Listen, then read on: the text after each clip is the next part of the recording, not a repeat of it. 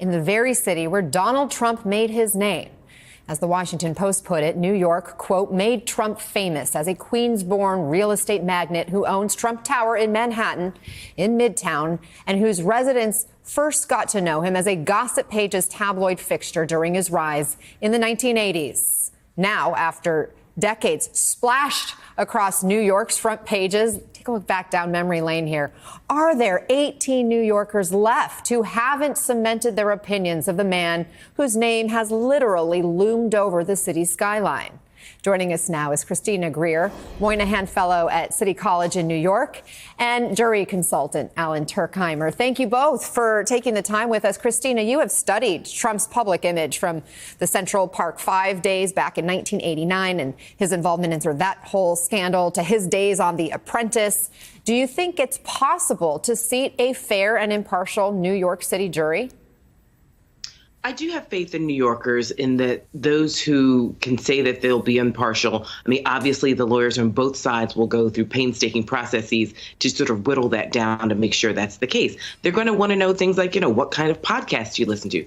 The larger question is Donald Trump has been in the New York imagination for so long. But many New Yorkers know that, his name is on the buildings, but he doesn't own the buildings. Many remember him from the days of the lifestyles of the rich and famous and his multiple wives. But they know that he's definitely changed from being sort of this icon in much of music and in hip hop music to someone who has tried to divide this country in racialized and racist ways. So it is going to be difficult, but I do think it's possible. We've got, the beauty of New York is that it's a changing organism. So there are many New Yorkers who are in the city now who weren't here in the 80s and 90s, actually, who don't have the same attachment to Donald Trump as say maybe some older New Yorkers. That's such a good point. I'm one of them, a newbie to New York, relatively speaking, moved here in 2017. As we were just hearing from Yasmin and Vaughn's reporting today, it seems like people are very quick to say, I can't be fair and impartial. We know yesterday, day one, more than 50 of that first 96 potential juror group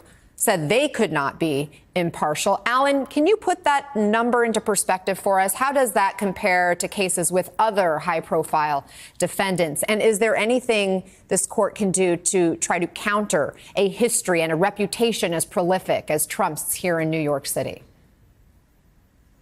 Well, certainly so many people in New York City know him. It's hard to think of a case where there was a high-profile criminal defendant where the venue consists of people that know him over 40, 50 years. And as you're reporting, a lot of those perceptions are negative. It's the Central Park 5. A lot of people think that all these buildings have been gaudy, and he's represented excess in the 80s. And they followed a lot of people think that he's a slumlord from Queens. I mean, there's many characterizations, but if you think about it, the numbers is how you combat that. Now, if you have hundreds of jurors coming in, it's going to be narrowed down, and sure, you're going to have some that say, well, I can't be fair and impartial, and then they get to the courtroom, they're standing 20 feet from Donald Trump, and they'll say the same thing. So the process does have safeguards built into place, and each side, there's an unlimited number of cause strikes each side can use, and then each side has 10 peremptories to use to get rid of jurors. So at the end of the day, I think it's going to be a long process, but a fair and impartial jury will be seated in this case. Are you surprised at all by how quickly people are taking themselves out? I don't think so. I think that, and criminal defendants all across the country are not likable. This is not the first time there's been a criminal defendant where the perceptions are not positive. That's nothing unusual. And jurors are good at compartmentalizing. So I believe that these jurors who get through the process, barring an occasional stealth juror, somebody trying to get on, I think they're going to be fair. Manhattanites are pretty candid, and so they're going to express what they're feeling about Donald Trump. And so I think it's going to work out in the end. And I do think that at the end of the day, it's going to take a week or two. The fair and impartial jury will be seated, and they'll be open-minded. Christina, New York City isn't exactly, quote unquote, Trump country, right? The Washington Post reports that the first 10 jurors who were questioned yesterday were not voracious consumers of social media, with the exception of a marketing director for a sports betting app. And none had read Trump's books or attended his political rallies or participated actively in anti-Trump rallies. Is this the average New Yorker? And if so, how far are they and this potential jury from Trump's base? I mean, well, let's be clear. Trump's base hasn't read Trump's books, so that's not necessarily a marker. I mean, I think what's interesting is, as Ellen was saying, the types of people that the Trump lawyers are looking for. I mean, we know Donald Trump has specific views on women. He is very specific. Oh, I think we just lost Christina's signal there. More generally, so I'm curious to see. We're back. You're back. Am I back? You're back. Go ahead, Christina. Okay, sorry. We know that his lawyers have Let's